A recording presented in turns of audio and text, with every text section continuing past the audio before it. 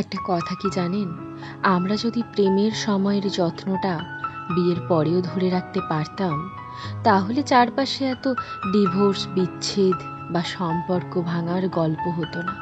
আমাদের প্রত্যেকেরই জীবনে একটা সময় থাকে বা একটা সময় ছিল, যখন প্রেম মানেই ছিল পার্কের বেঞ্চে বসে ঘন্টার পর ঘন্টা গল্প করা, রেস্টুরেন্টে হাতে হাত রেখে চা খাওয়া, কিংবা হঠাৎ করে ফুল হাতে হাজির হওয়া। এখনো রাস্তায় তাকালে প্রেমিক প্রেমিকাদের চোখে পড়ে, কখনো বাইকে, কখনো হাতে হাত রেখে হেঁটে যাচ্ছে।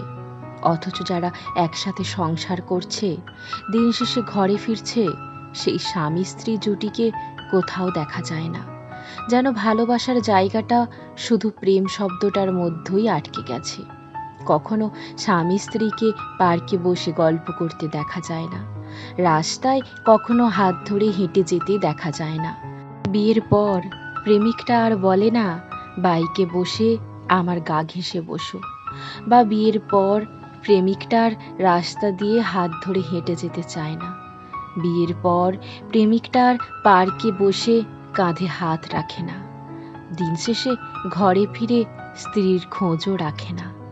প্রেমিকা যখন কষ্ট পায়, দুঃখের কথা বলে, ছেলেটা হয়তো সারা রাত না ঘুমিয়েই তার সাথে কথা বলতে থাকে।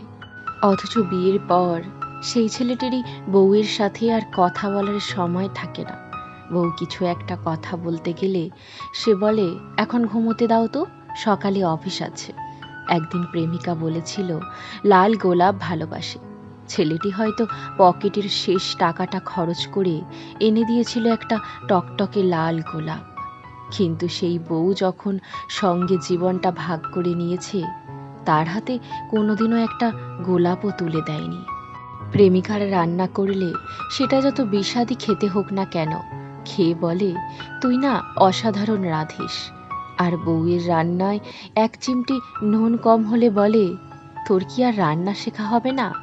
প্রেমিকার জন্মদিনে ছেলেটা সপ্তাহখানেক আগে থেকেই প্ল্যান করে, কি গিফট দেবে, কোথায় নিয়ে যাবে। আর বউয়ের জন্মদিনটা ক্যালেন্ডারেই থাকে না, স্মৃতিতেও জায়গা পায় না।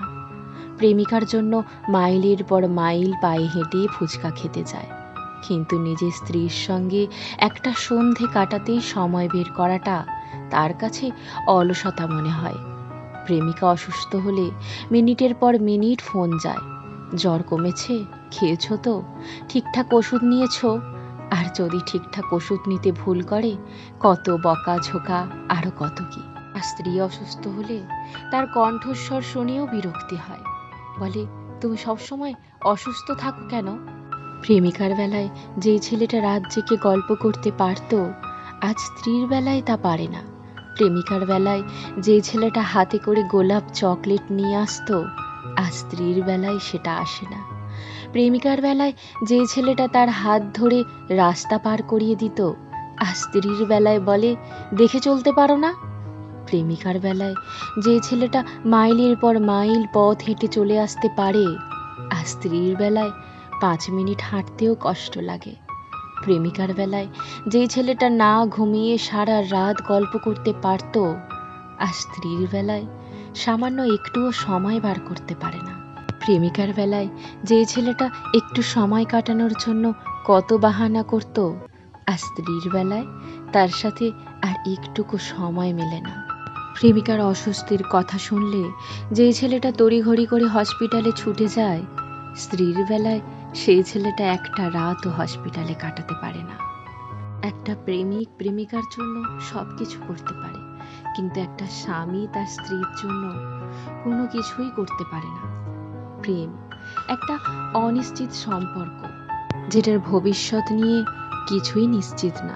তার জন্য এত ভালোবাসা, যত্ন, পরিকল্পনা সব কিছু দেওয়া যায়। আর যেটা জীবন সঙ্গী হয়ে গেছে, যেখানে দায়িত্ব আর ভালোবাসা একসাথে পথ হাঁটে, সেখানে ভালোবাসার হিসেবটা এমন ঠান্ডা হয়ে যায় কেন? তাই আমরা যদি প্রেমের সময়ের যত্নটা বিয়ের পরেও ধরে রাখতে পারতাম, তাহলে চারপাশে এত ডিভোর্স, বিচ্ছেদ বা সম্পর্ক ভাঙার গল্প হতো না। এটা শুনতে হতো না যে আজ এই সম্পর্কটা ডিভোর্স হয়ে গেল।